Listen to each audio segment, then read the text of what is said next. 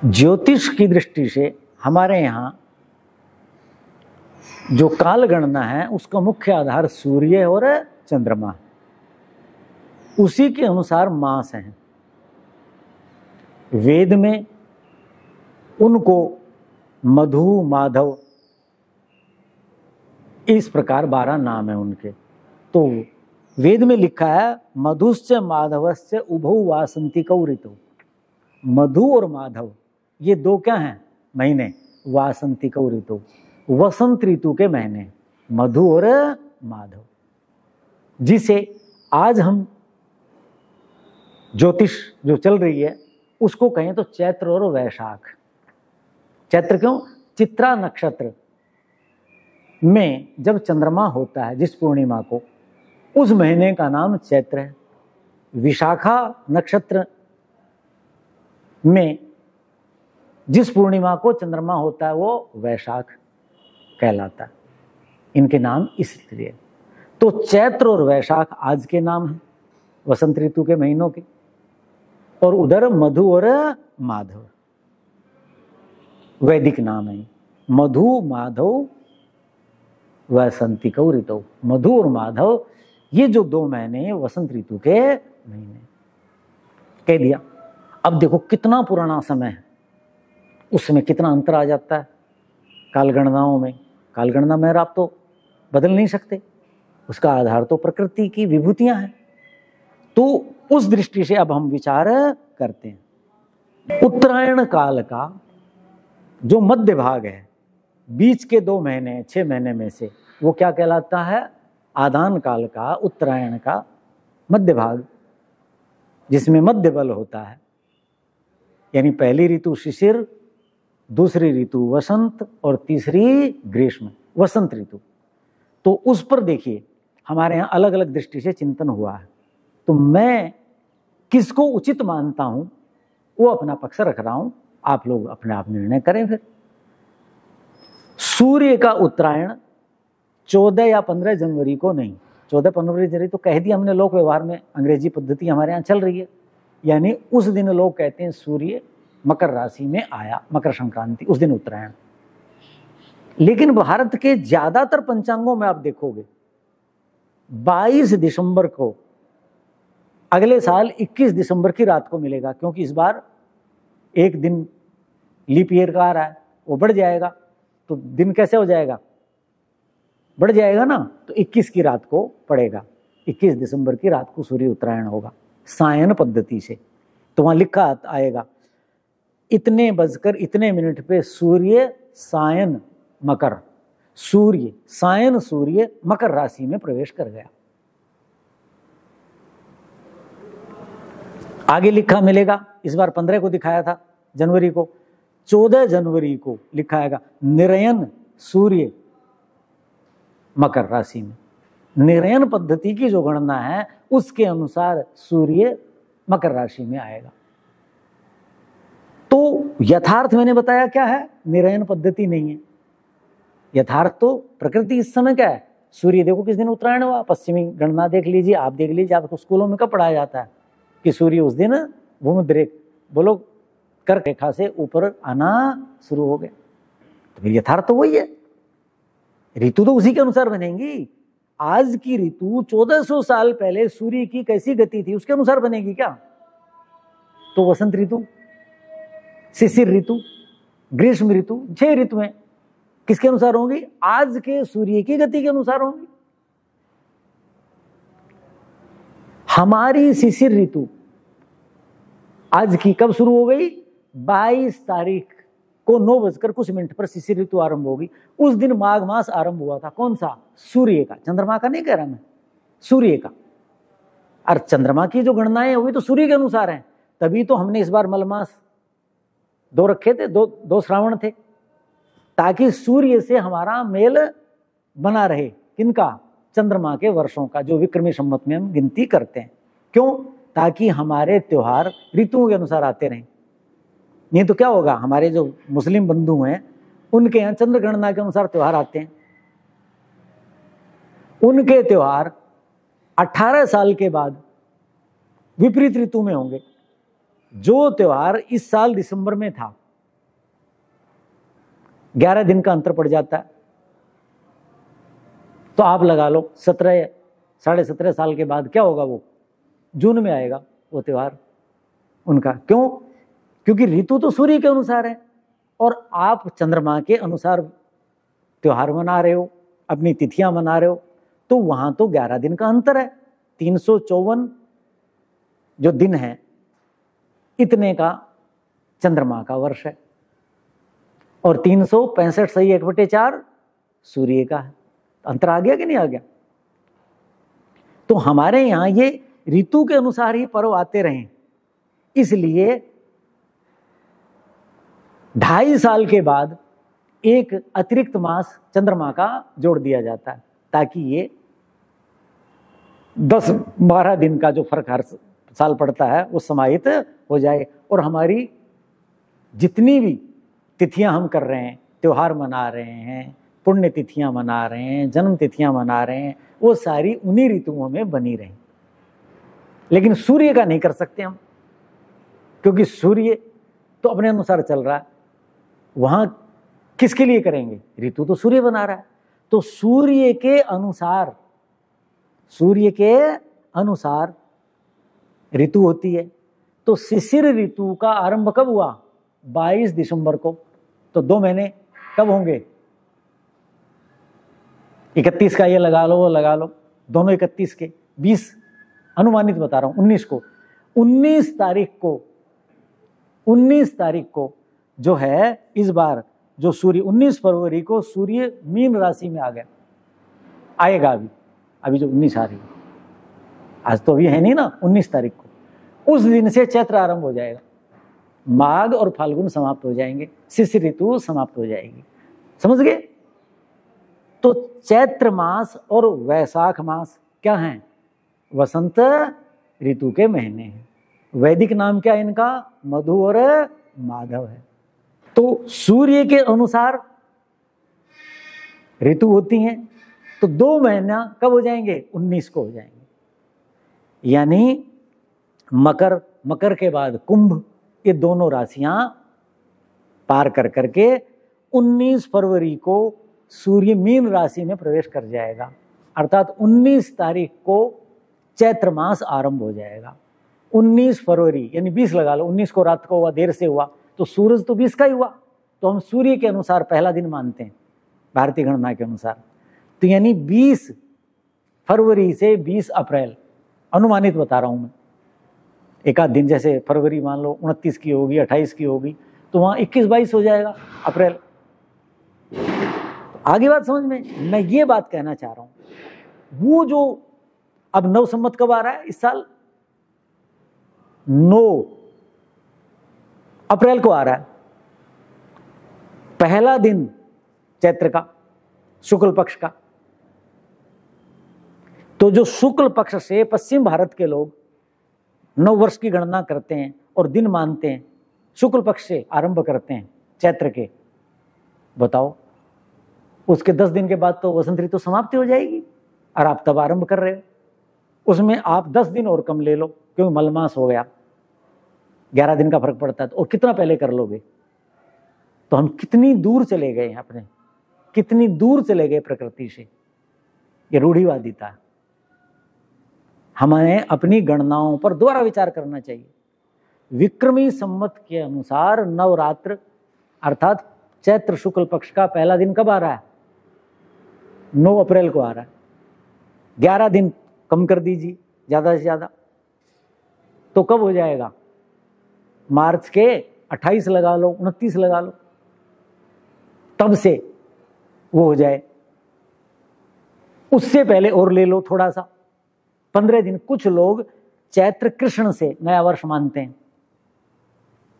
कुछ, जबकि वो चैत्र कृष्ण पुराने में ही जुड़ता है। विक्रमी संवत के अनुसार नया साल चैत्र शुक्ल प्रतिपदा से ही नया साल माना जाता है। बताओ अब उस दिन से कैसे आप मानोगे? यदि चैत्र कृष्ण भी मान लो कि कृष्ण पक्ष का, तो 15 दिन और पहले ले लीजिए, 15 मार्च के आसपास आएगा। 15 मार्च 14 मार्च के आसपास चैत्र। और कहां होना कब चाहिए? 20 21 फरवरी को होना चाहिए। कितना अंतर है। ये निरयन पद्धति जो कर रहे हैं उसके कारण गड़बड़ है सारी। तो मैं जो कह रहा हूं, जो अपनी हम वसंत ऋतु की चर्याएं करेंगे, कैसे जीना है, कैसे नवरात्र करने हैं, क्या खाना है, क्या नहीं खाना है, स्वास्थ्य के लिए क्या उत्तम करना है, ये जो जीवन के जितने भी वसंत ऋतु से संबंधित क्रियाकलाप हैं, कर्म कांड हैं, जिनकी मैं आगे व्याख्यानों में चर्चा करूंगा, वो आपने, इसलिए मैं इस बात पे बल दे रहा हूं कि वसंत ऋतु समझ में आनी चाहिए। यानी 20 फरवरी से 20 अप्रैल है उसका समय, नहीं तो गड़बड़ हो जाएगी। एक और पक्ष है, जब भारत आजाद हुआ तो ये हुआ कि भाई हमारे, ये तो अंग्रेजों का है ईस्वी संवत, तो क्यों न हम अपने संवत के अनुसार अपनी जीवन राजकारी व्यवस्थाएं चलाएं। वो तो गुलामी का प्रतीक है। तो विक्रमी संवत के अनुसार यदि चलाएंगे तो गड़बड़ होती है। क्यों होती है कि चंद्रमा दिन तो सूर्य के अनुसार हो रहा है, दिन और रात तो, और तिथि जो है उसके अनुसार तो दिन रात होते नहीं। तिथि तो कभी सवा दिन चलती है, कभी पौने दिन ही चलती है, यानी कभी तो तिथि 20 घंटे की होती है और कभी 26-27 घंटे की भी हो जाती है चंद्रमा की तिथि। तो उससे लोक व्यवहार नहीं चलेगा। किस दिन क्या होगा, आपने कहा 2 दिवाली आ गई, 2 रक्षाबंधन आ गए, 2 होली आ गई, क्यों होती हैं? उसका कारण जब प्रसंग आएगा जब बताऊंगा। तो इसलिए वो लोक व्यवहार में नहीं है। निजी जीवन में, कर्म कांड में तो हो सकता है वो, लेकिन ये जो कार्यालय की व्यवस्थाएं हैं, समाज की व्यवस्थाएं, ये तो अहोरात्र दिन रात के अनुसार होती हैं, और दिन रात चंद्रमा नहीं बनाता। तो चंद्रमा की तिथियां दिन रात की जो गणना है, दिनांक है, उसके अनुसार कार्य नहीं कर सकते, सूर्य के अनुसार होनी चाहिए। तो वहां क्या किया कि सूर्य की जो तिथियां हैं, जिन्हें प्रविष्टे कहते हैं, पंजाब, वर्तमान हरियाणा पंजाब का हिस्सा था, जम्मू कश्मीर का हिस्सा, पाकिस्तान का जो हिस्सा है, इनमें संक्रांति व्यवस्था है, वो सूर्य की व्यवस्था है। सूर्य उस राशि से उस राशि में चला गया, तो उसके अनुसार कर लें। उसको राष्ट्रीय पंचांग बना गया, एक समिति बनाई गई, राष्ट्रीय पंचांग समिति। वो पंचांग समिति क्या कहती है? 21 जून सायन पद्धति से काम करते हैं वो।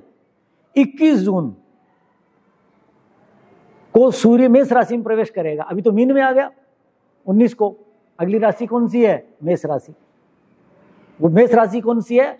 उत्तरायण का मध्य, आदान काल का मध्य, यानी 3 महीने बीत गए।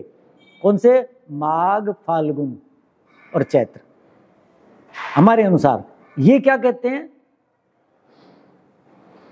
कि नहीं, पोष पहला है, पोष, माघ और फाल्गुन। वो कहते हैं कि 21 जून को चैत्र है, उसको चैत्र नाम दे दिया। बताओ, राष्ट्रीय पंचांग समिति बनाई जिसने, राष्ट्रीय पंचांग निकलता है ये भारत सरकार का, वहां 21 जून को कहते हैं पहला दिन है नवरात्र इसका, किसका?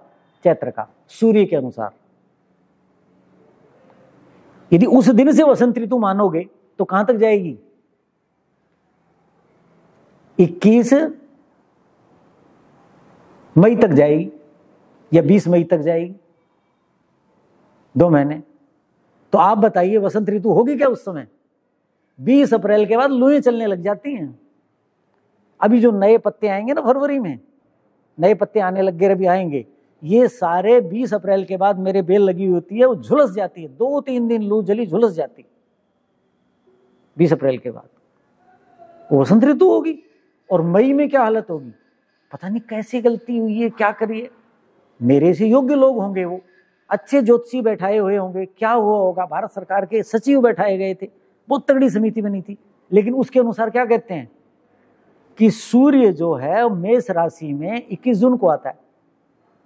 सायन पद्धति से है वो, ये तो ठीक है, लेकिन वो चैत्र मास कहना गलत है, वो वैशाख होना चाहिए उस दिन से, ताकि 20 अप्रैल तक वो समाप्त हो जाए। यानी वो मध्य भाग होना चाहिए किसका? वसंत ऋतु का। और वहां पहला दिन कह रहे हैं, तो वो मुझे ठीक नहीं लगता।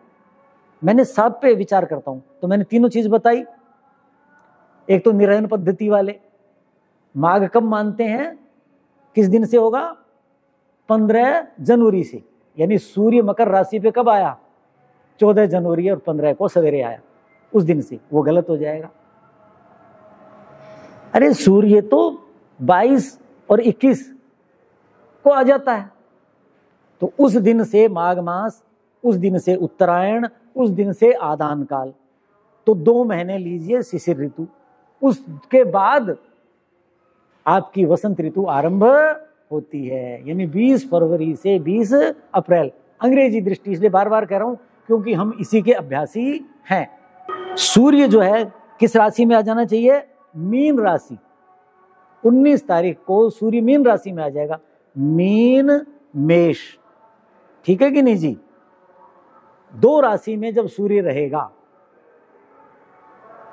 चैत्र और वैशाख, ये 2 महीने, इसको वसंत ऋतु कहते हैं। ये जो वसंत ऋतु है, अब इसकी चर्या पर विचार करते हैं, चर्या पर विचार करते हैं कि कैसे जीवन जिएं, क्या खाएं पिएं, जीवन शैली कैसी होनी चाहिए, उसका सैद्धांतिक आधार आयुर्वेद की दृष्टि से क्या लिखा है कि आदान काल का स्वामी क्या है, सूर्य। आदान काल का, उत्तरायण का स्वामी सूर्य, और मध्य काल है ये वसंत ऋतु। तो क्या कहा, अतः रूक्षा रसा वृद्धि में आंती। रूक्ष जो रस हैं, रूक्ष 6 रस हैं, मधुर, अम्ल और लवण, ये सरस रस कहलाता, ये सरस रस कहलाता। रूक्ष कौन से वे, कटु, तिक्त और कसाय।